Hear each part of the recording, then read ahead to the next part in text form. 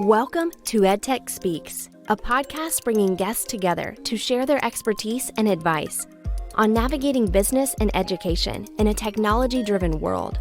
From entrepreneurs to vendors, higher education to corporate leaders, we'll uncover their perspective regarding the latest trends and technologies impacting your career or business. Our podcast is made possible by Downing EdTech Consulting, where people and technology connect. Hosted by Cher Downing, an experienced executive spanning a higher education and corporate career with specific focus on the EdTech industry. Dr. Downing is also an international and national presenter, author, and regular media contributor.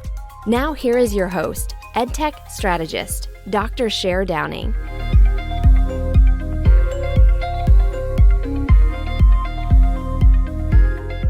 Hi, everyone, and welcome to our anniversary edition of the EdTech Speaks podcast. I'm your host, Cher Downing, and over the past 2 years, we've brought you 30 episodes covering technology, education, and business solutions. Today, I'm excited to welcome back 6 guests to share updates and talk about what's next in EdTech. So let's get started. Thanks to everyone for showing up today. This is just a small percentage of our previous guests that were with us. We had over 30 in the last 2 years. And so we're so excited, though, that a few people were able to drop in today and chat with us a little more. So I'm going to go around and introduce individuals and talk to them a little bit about what they did when they came onto our podcast and where they're at now. So Tom Tobin, I'm going to start with you. Hello, Cher. It's a pleasure to be back on the podcast with you and with our other guests here. So my name's Tom Tobin. I'm with the Center for Teaching, Learning, and Mentoring at the University of Wisconsin-Madison. And I'm an international speaker, author, and consultant on how we use technology when we're mediating educational spaces and interactions.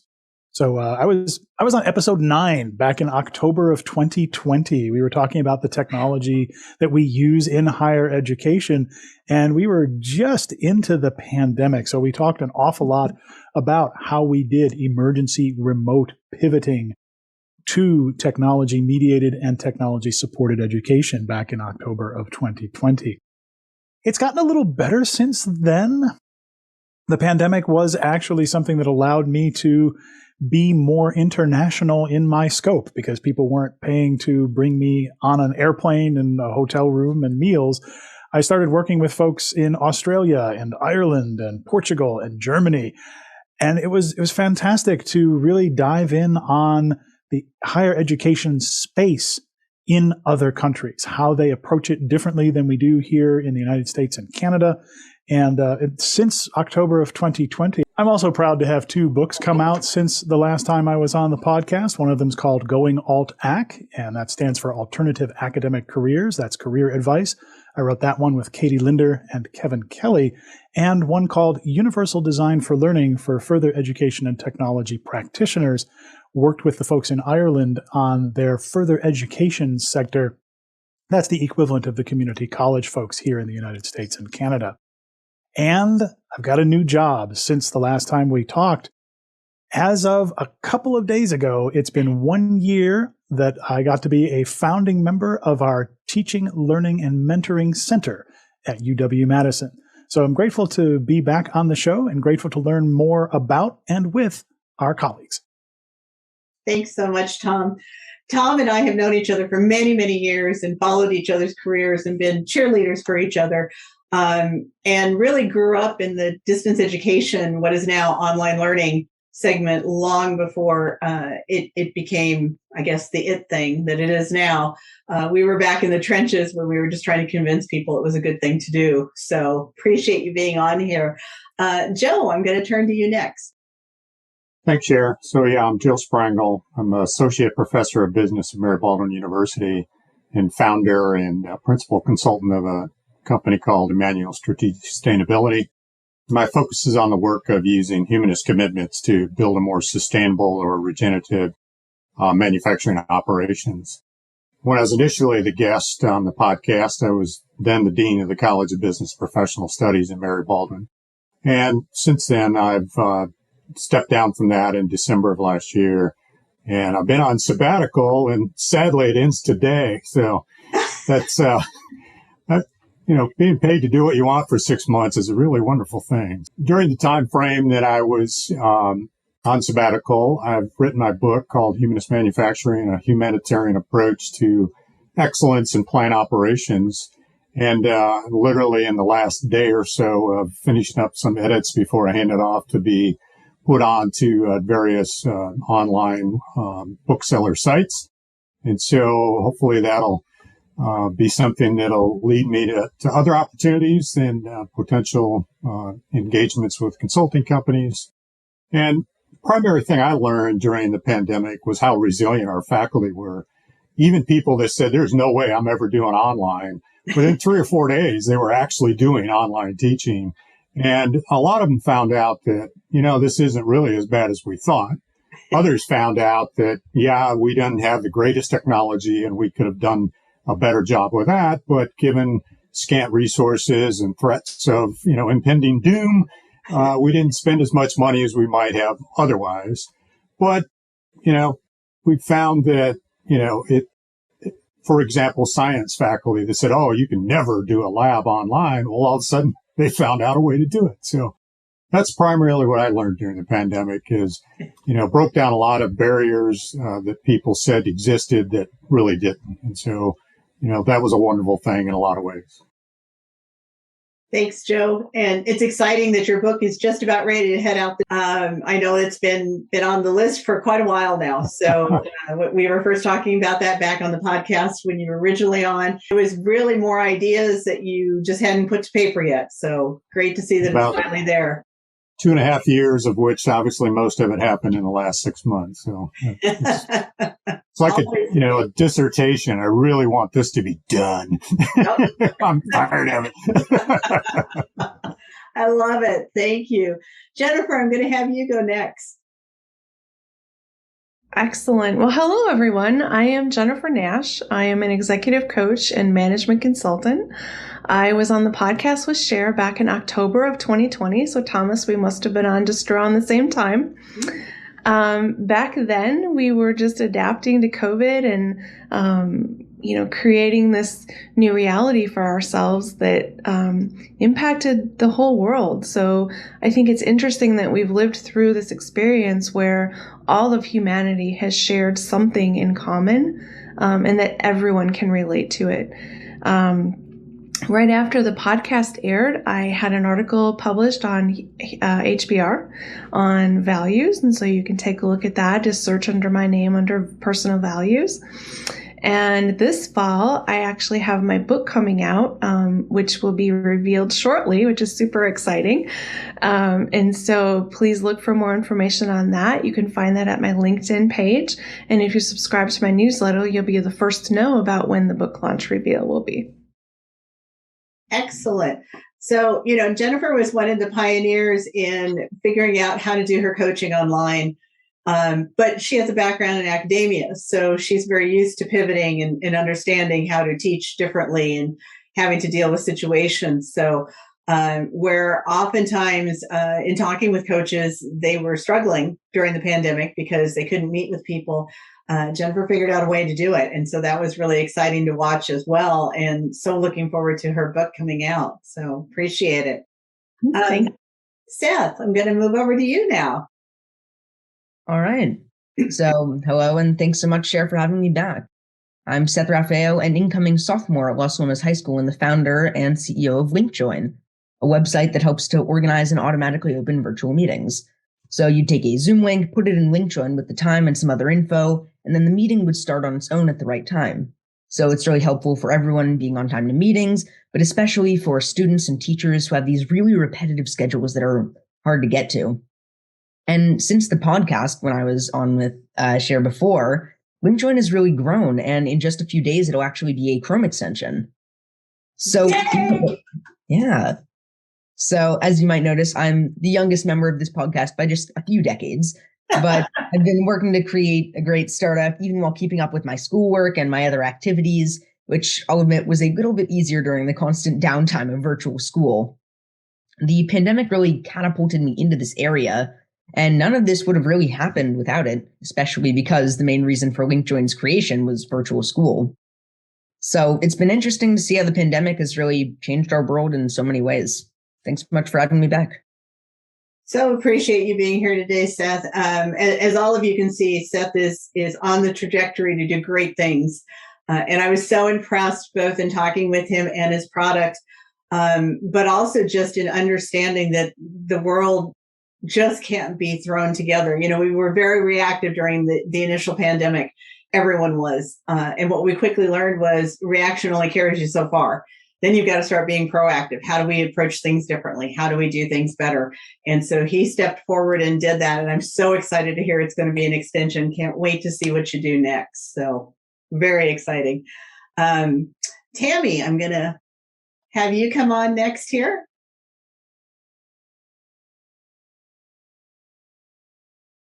Well, thank you, Cher. Thank you for having me back. And I joined you on the podcast in August of 2020, episode 5. I feel like a pioneer. Should have brought my covered wagon. And a lot has happened since then. I just recorded episode 185 of my weekly podcast, Work from the Inside Out. And lo and behold, I have a book called Work from the Inside Out, which I published this past January.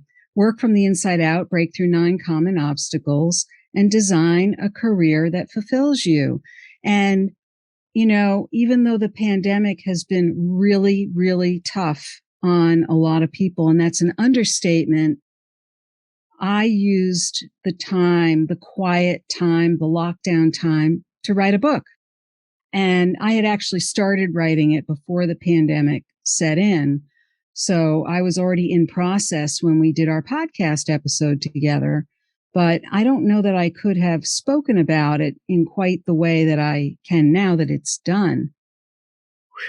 So the book really walks us through a number of different obstacles that people face when they are trying to make some sort of career transition or tweak their careers. And I profile 22 different people and tell their stories about how they went about doing that. In addition to that, I am a career and executive coach, and I work with teams as well. And overall, my goal, which has been for a long time, is to help people find a happier, more fulfilling place in their work. So I'm delighted to be here with all of you. Thanks, Tammy. And Tammy has done a phenomenal amount of work in the last couple of years. And I think for all of us, the most interesting thing that you're hearing is the trend of we all took advantage of the pandemic. You know, you talk to people out in the world, and a lot of people will say, oh, you know, it just came to a standstill and their business suffered, et cetera.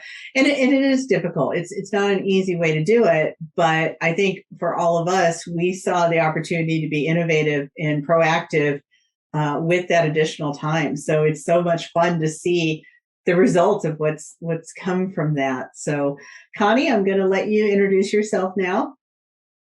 Oh, great. I'm the last one, huh? Save the best for last. Well, hi, everyone. I'm Connie Steele. I'm a future of work and life expert, an executive consultant, author, and podcast host of the Strategic Momentum podcast. And I was on with Cher back in February 2nd, 2021. I think it was episode 15, and it was to actually share my book as well. During the pandemic, like you, Tammy, I had thought about really working on a book idea that I had. And the book is called Building the Business of You.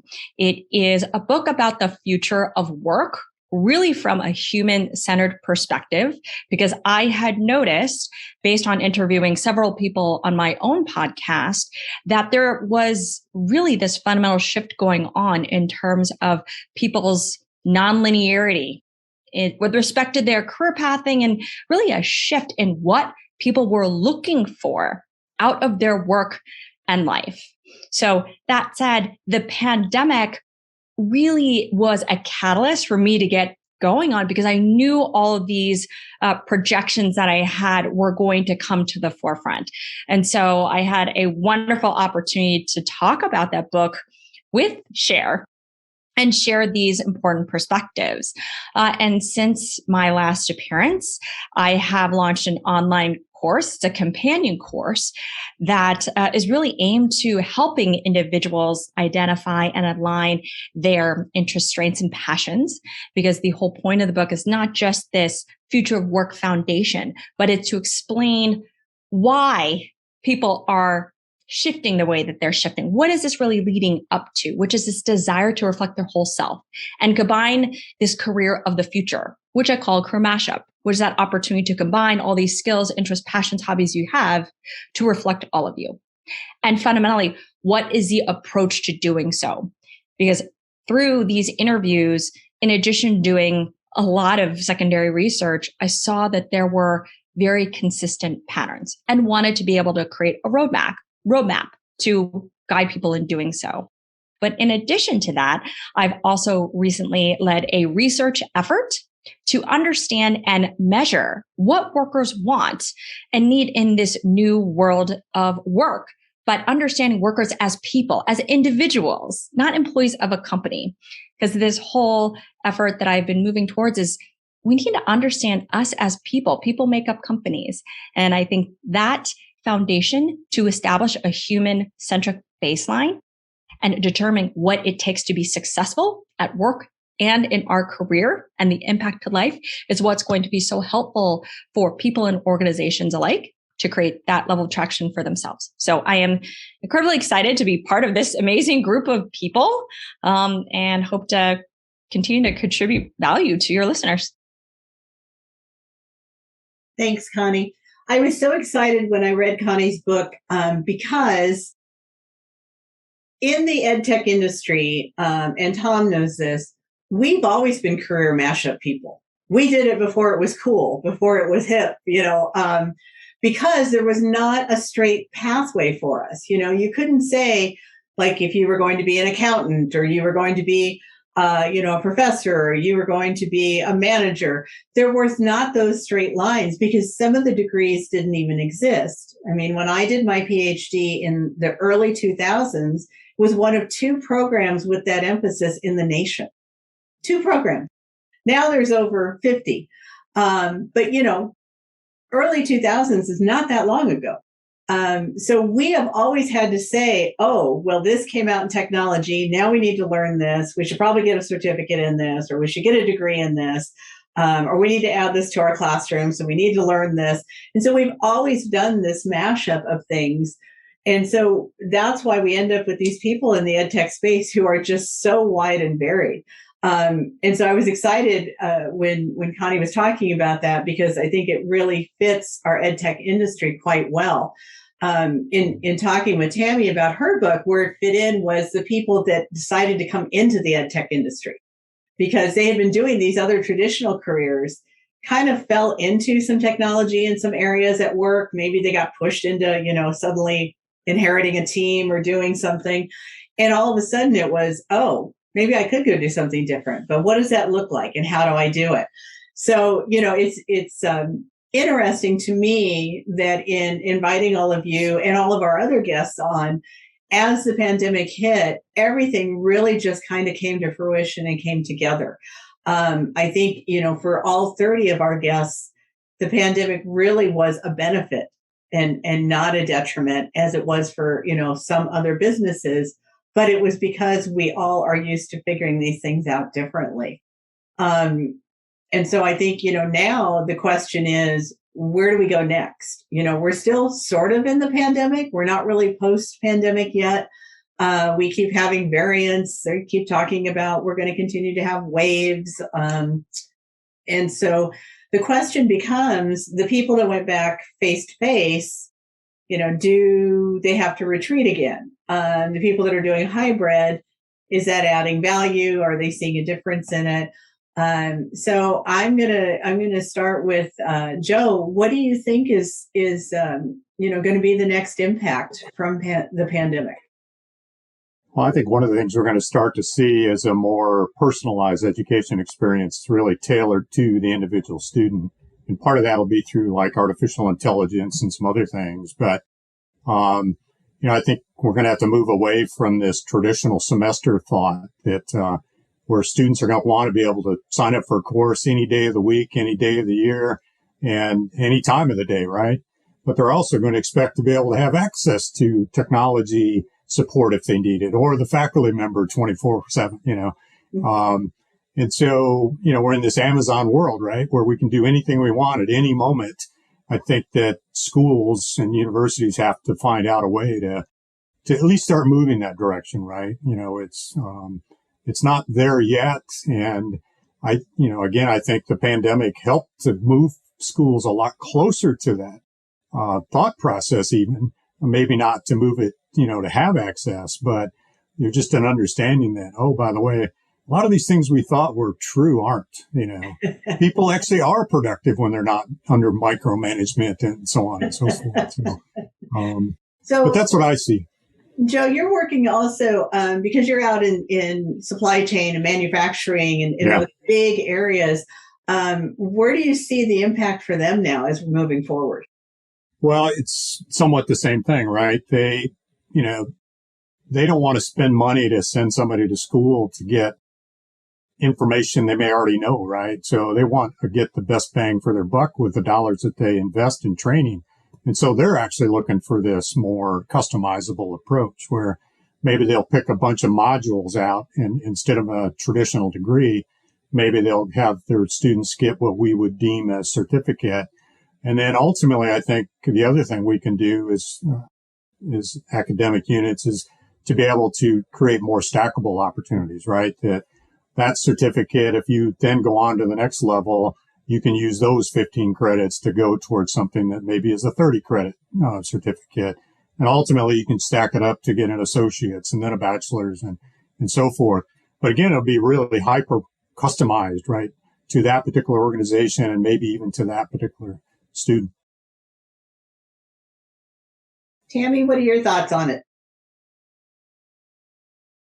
Well, I think there's tremendous opportunity coming up in terms of when I think about both people wanting to expand their knowledge and make better choices about their careers. I think that there's so much out there now that people can access in terms of, not just in terms of, like online learning and all the things that, I'm a little more pedestrian when it comes to ed tech than some of the other folks here. But so there's that kind of a thing. But I've also, believe it or not, I've had clients who work in ed tech. And so I'm learning also about what are professionals in the field dealing with in terms of how they're going about their careers. And even the field of ed tech itself is shifting and changing. And so there's, how do they meet the needs of their clients? And there's a lot of different ways in which they have to go about the sales process and the technical side of things and how they're marketing. So it's explosive and it's messy in some ways, but I think it's also full of opportunity in terms of how people can get the information they need, expand their capabilities, and move forward. And I think it's more expansive than anything else, both in terms of people within the industry and then also what becomes available to people to be able to adapt and change in the marketplace, because the world of work is changed forever. And we really need to be able to be more flexible, but we also need to adapt our skills to that world. And so I think ed tech plays a key role in that on every level. Tom, what are your thoughts? The pandemic was a great leveler in many regards. People were suffering, people were uncertain, they were nervous, they were afraid, they were scared. And those negative emotions helped us as an industry in higher education to understand that the barriers that we were trying to address weren't just people with disability barriers in their environments, weren't just people with work responsibilities, family responsibilities, military service commitments. It was everybody. And once everybody felt the challenge, the entire conversation seemed to change. We're not actually going back to a quote unquote normal scenario because we never had a normal. We hear people talking about what's the new normal. Yeah. And the recognition of all the barriers that people have, listeners, you can't see it, but I'm holding up my mobile phone. We prefer to work with technology that affords us ease, comfort, and access. What we end up with is our mobile phones, which are great and better than nothing, but not everybody has a laptop or a desktop computer at home. Lots of people own mobile devices, and the shift to mobile, it feels like 1997 all over again. Listeners, you can't see, I'm pointing to all the gray hair on my head. And back in 1996, I helped a community college adopt Blackboard version 1. So it feels like that kind of open, wild, westy sort of ethos again. So we're kind of back to the early days. I wrote about this with Shavella Pittman in the Chronicle recently, and we talked about academia has a lot to learn about inclusion for instructors. In terms of the technologies that we're using, a lot of them have been put together trying to be as neutral and as useful to everybody as they can, and yet we're still seeing that racial bias, gender bias are encoded in the very ways that the technologies have been put together. So that's something that is now starting to become a front burner conversation rather than something that we think about afterwards, and that's to the good. And I also recently talked about Are You Guarding the Wrong Tower in an article for the National Education Association's Thriving in Academe newsletter, where we've tend to grasp at things that allow us to feel like we are in control when we are uncertain or scared or frightened or we don't know what's coming next. And that grasping back for control almost always does us ill, because we lock down our late policies or our attendance policies, or we get really hammer-handed about academic integrity, when what people are really after is give us environments, give us technology tools, learning management systems, places and spaces online that allow us to be freer, allow us to inquire and experiment, and allow us to rehumanize those technology spaces. Remember some of us way back in the late 80s and early 90s when technology had the promise of giving everyone a voice. Well, we've just spent 20-something years kind of marginalizing a lot of voices with the technology that we've created. So the moment now, I think the lesson from the pandemic is that we now are in conversations about how do we bring the human element back and how do we be more inclusive of the intersectional identities that people bring into those conversations. So that's a really hopeful sign for me from the pandemic. And I would agree. I just had a conversation, actually did an interview yesterday about should we do away with enterprise licensing, which, from a corporate standpoint, from a higher education standpoint, people would just be like, are you nuts? How could you do that? But at the same time, we have millions of people on clouds, whether that's AWS or that's Google or that's, Microsoft. All of these people are out there sharing files, moving things around, adding an extra layer of security if they don't want, someone else to get to their file. And guess what? It's all working. And none of them are on an enterprise license. So, when you set up the established parameters for the cloud, you're good to go. And then the people that come in and out of your cloud are the very people you want to let in and out of your cloud. So why are we spending all of this money on enterprise licensing, with single sign-on and locking everything down so that, we keep the bad guys out, and we're really not keeping them out. We're keeping our employees out. why is it that we're still hiring new people and it takes them 3 to 5 days before they get access to systems? That's still amazing to me that companies are wasting a week out of a new employee because they can't get them into anything, supposedly. We've, as you said, Tom, we've not made that open environment that we professed we were going to. And I remember those conversations early on when we would sit around tables and talk about this was going to change everything. This is going to change how we educated, change how we work. Everybody's going to have access. Everything's going to be totally open. And then we pulled down all the firewalls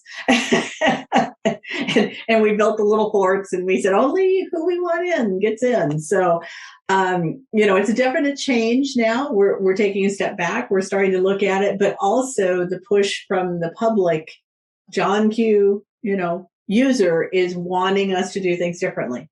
And they're navigating towards products like what Seth has built, because it's doing exactly what I needed to do when I needed to do it. And Seth, I want to ask you, in creating your app, what's been the feedback that you've gotten from people on it? So I've gotten a lot of feedback that's saying things like, what if I'm not at my computer and my meeting opens?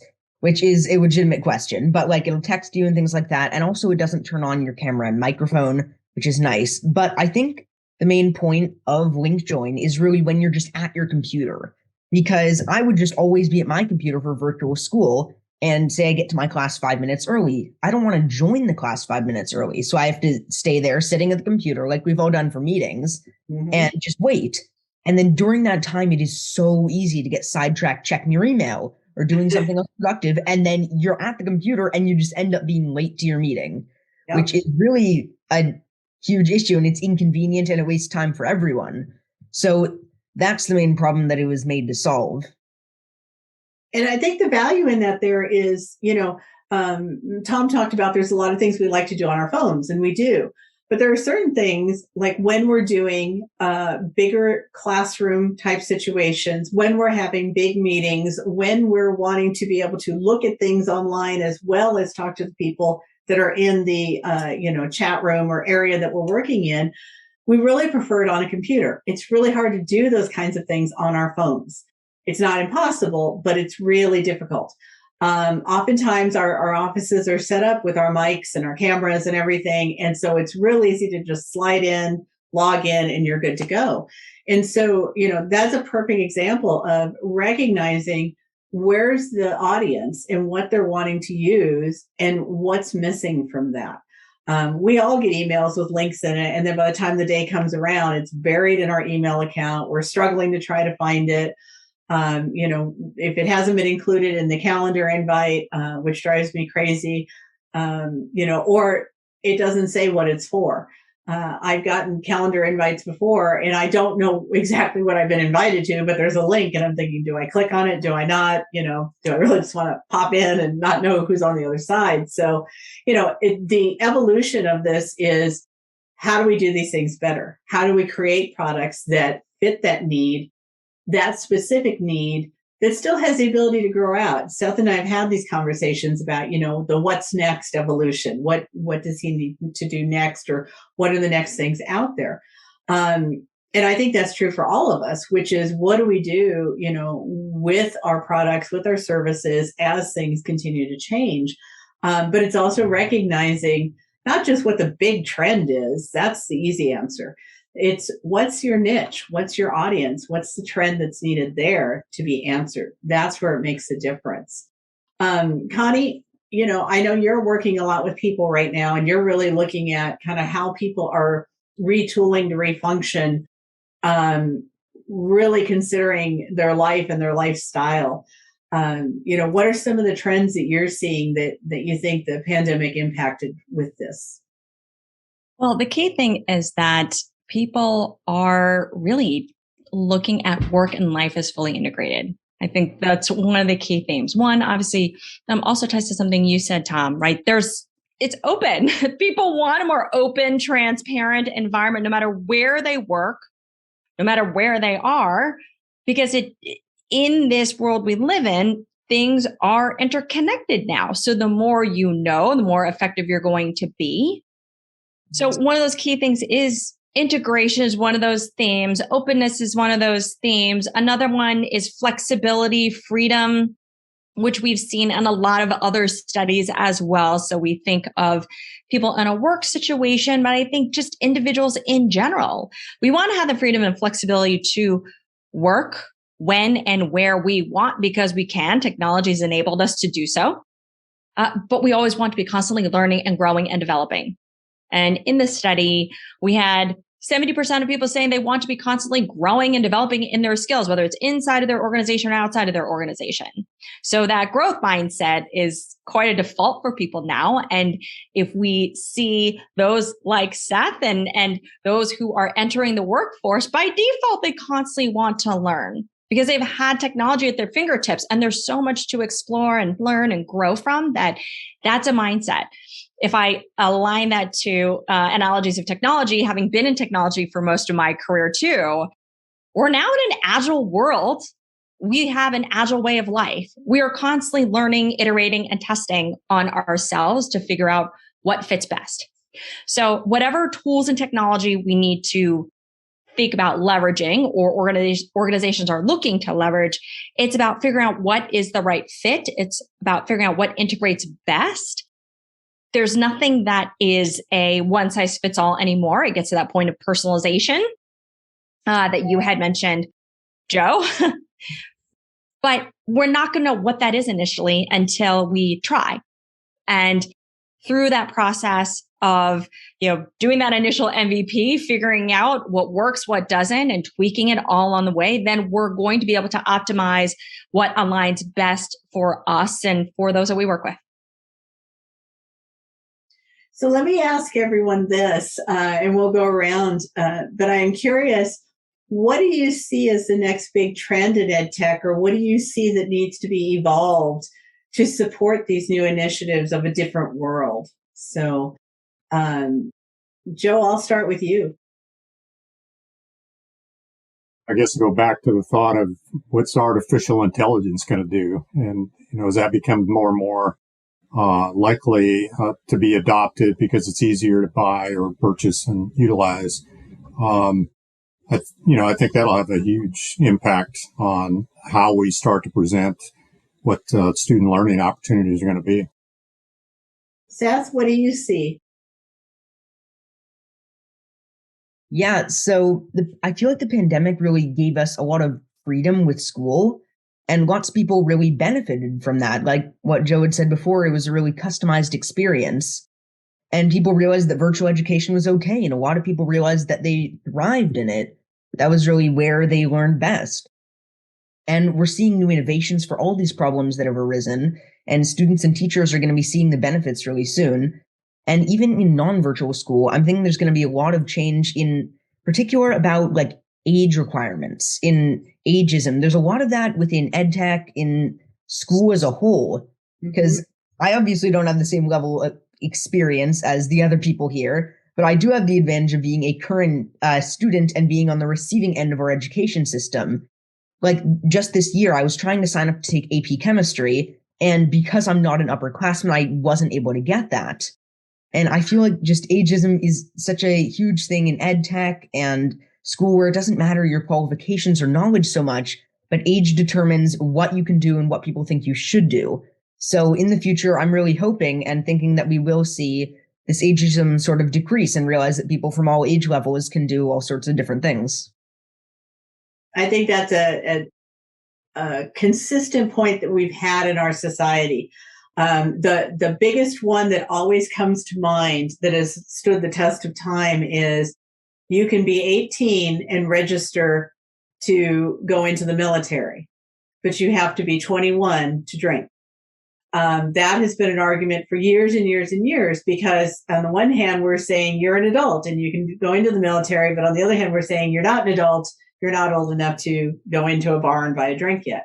The same thing is you can get a driver's license at 16, but you're not considered an adult until 18. So you have to have your parents sign for things, etc. We've always had a two-way street on these things. We've made it convenient when it fits. AP education is a great example of that, which is we set boundaries based on the fact of our assumptions. We assumed that no one would want to take AP until they got to this level of school. And we assumed that colleges would only take it if you were in this level and above. And then we turned it on and we walked away. And we've never gone back and said, is this still working? Are people still doing this? And so you're absolutely right. These are the trends and the things that we have to look at because we're holding people back for the wrong reason. If you can't succeed in the course, that's a different situation. But the fact that you're not even eligible to try the course, that's the key component, and that's the key component across EdTech. Tom, what are your thoughts on this? Well, I want to go in a different direction to what our previous guests have talked about. I have the official answer to what's the next big trend, and then I have the devious one. The official answer is every CIO you talk to is going to become enamored of augmented reality, virtual reality, artificial intelligence, making the machines do the things. So we've got beautiful medical simulation possibilities, all those kinds of ideas of the metaverse or the metaversity, as some of our education fellows are talking about. That's what people are going to get enamored of. The CIO's eyes are going to get very large and go, ooh, shiny. And that's going to be the next thing. The devious answer is that's going to create a new digital divide. The challenge for us is that those people with privilege, access to technology, access to the systems that we're setting up, they will thrive. And the vast majority of folks who do not yet have access to those systems, they're going to have to wait another 10 or 15 years until that becomes down market and is included on your phone somewhere or on another device that's affordable. We went through this cycle with Internet 1 and Internet 2. And we have some lessons to learn about what Internet 3 is going to look like. I would argue that the biggest trend you're going to see is not the trends in AR, VR, AI, but the backlash calling for access and accessibility. So watch out for that, folks. Thank you. And I think you're absolutely right on that, Tom, and for a number of reasons. So one thing that I ran into recently, again, if you're not dealing with it every day, you don't think about it.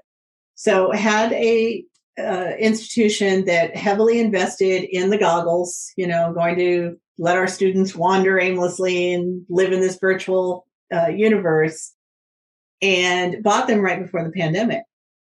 Well, technically, you can't let them wear the goggles now because then they have to be cleaned each time and they have to be sanitized and someone has to track all of that and someone has to be in charge of that. And, if someone brings a note that says, I can't wear them and, these kinds of things. But the flip side of that is we also figured out how to do supply chain to lend people laptops. So there are positive aspects of that.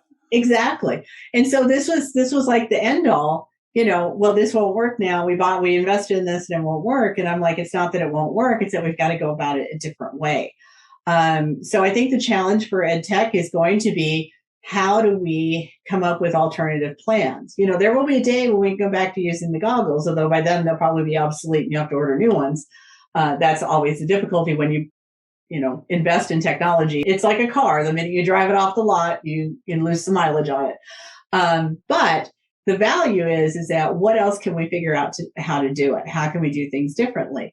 And a student came up with a shield that you wear. So think of safety glasses almost, but they are paper thin.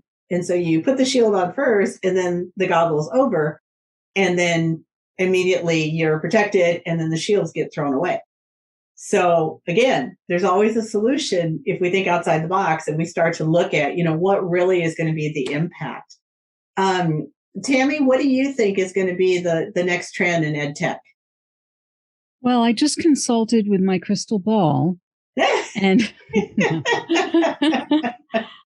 no, actually, I actually had somewhat of a similar answer to what Tom had, although I don't know that it was quite as articulate. But I do think that, it's like we're moving forward, and yet we have to not just move forward. We need to move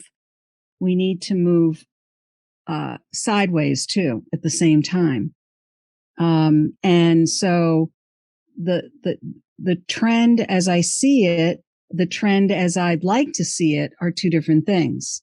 I think that we are moving forward, and yet accessibility, equity, inclusion of all people having access to things is still a concern. And so that's where, we can cheer on all the innovation and all the great things that are happening, but it's really a matter of how do we, make sure that people who can really, really take advantage of these things, that it really gets spread in a wider way. And that's probably another set of challenges too. Mm-hmm. So that's something that I do think about.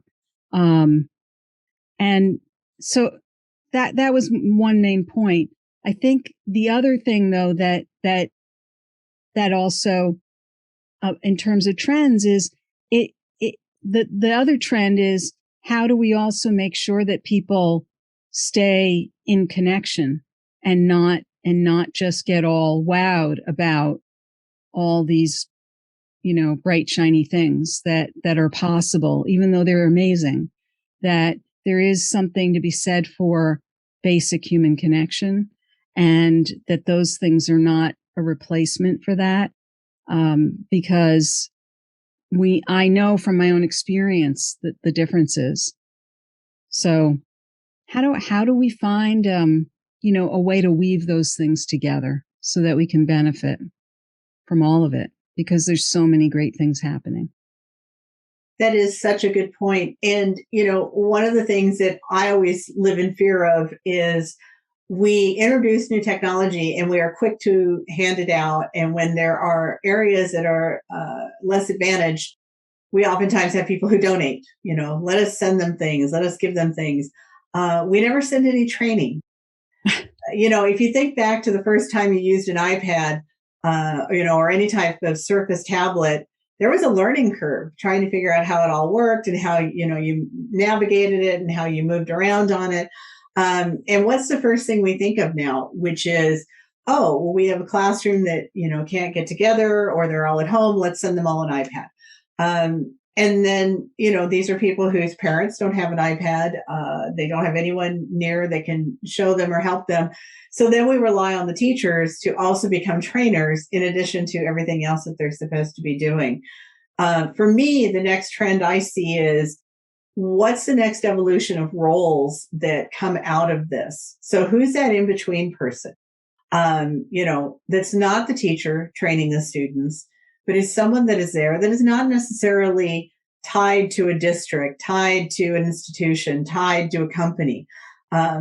We are so enthralled right now with UX positions and that, user experience, so that you understand how to move through an app or how to utilize, a particular website. But we haven't thought about doing UX across the board and really looking at what is it that people need at all times. Because the other thing is, you never really need something until you need it. So I always liken this to when you start a new job and they take you to orientation and they tell you absolutely everything you'll ever need to know in working for this company or institution. And the problem is 3/4 of that stuff I don't need to know that day. 6 months from now, 9 months from now, 2 years from now, suddenly I need to know that stuff. And then I can't find it, nor can I find anyone who can tell me the answer. Or it's been updated and nobody's bothered to send out that it's been updated. So, that's the gap we continue to have as the technology moves faster, as the technology adapts to us better. Where will AI go in terms of it learns right now from us, and it adapts based on our individual needs. But so does a roommate. You learn that you like not to have dishes in the sink, but to set them on the counter. That's an easy learn. And if you're smart, you figure that out and you move on about your day. But the adaptation needs to be bigger than just following. The adaption needs to be also identifying, and where can I help you? Where can I give you things? Where can I provide you the tools? And where does that go to? Not just to another automated voice, but to bringing in the humanistic side. Where do I partner you with someone? Where do I find that resource that's an individual? So for me, I think the trend really is going to be about the people, the service, the support, less about the technology, because the technology will always grow and thrive. That's it. That's an easy win. That makes me so happy to hear, which is why I was on this mission in the first place, to really understand how are we changing as people in light of how technology has impacted us for the past 10, 15, 20 years, because it has impacted each generation differently, has created new challenges, new opportunities, but what our attitudes, needs, motivations, and approaches are different as a result of that. So if we can go back. Well, Cher, thank you so much for having us on the episode, and I'll look forward to continuing the conversation down the line. Take care. Wonderful. Bye-bye, Tom. Go ahead, Connie. Oh, I was going to say that, no matter what new technology comes, we're still people. And technology now is just like electricity.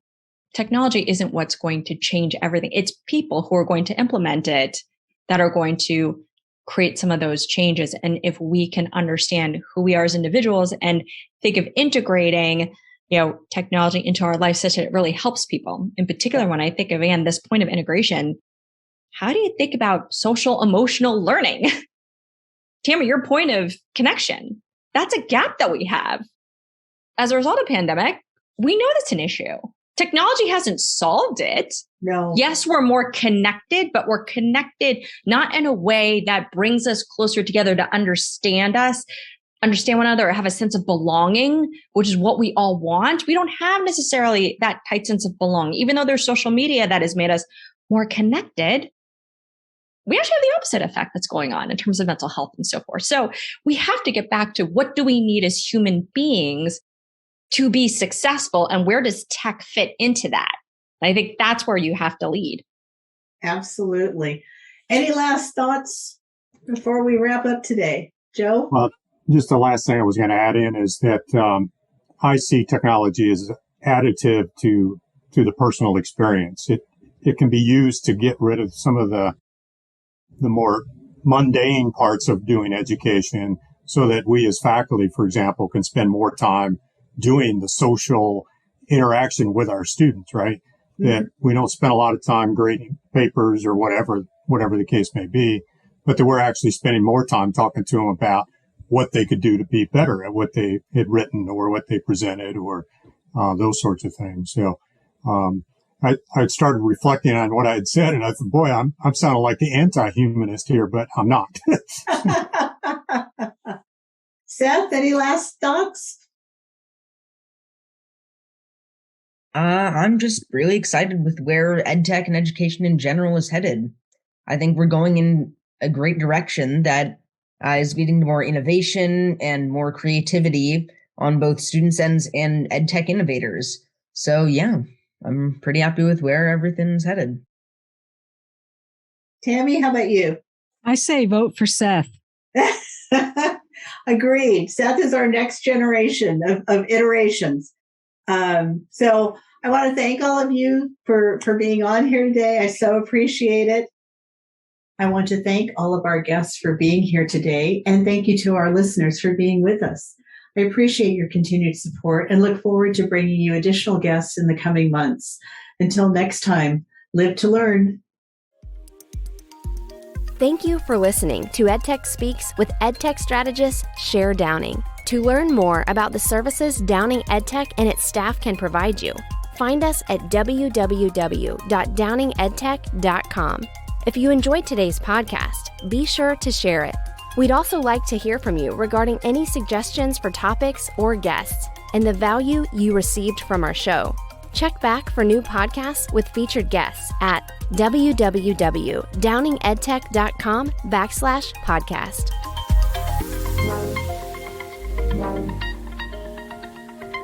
Bye.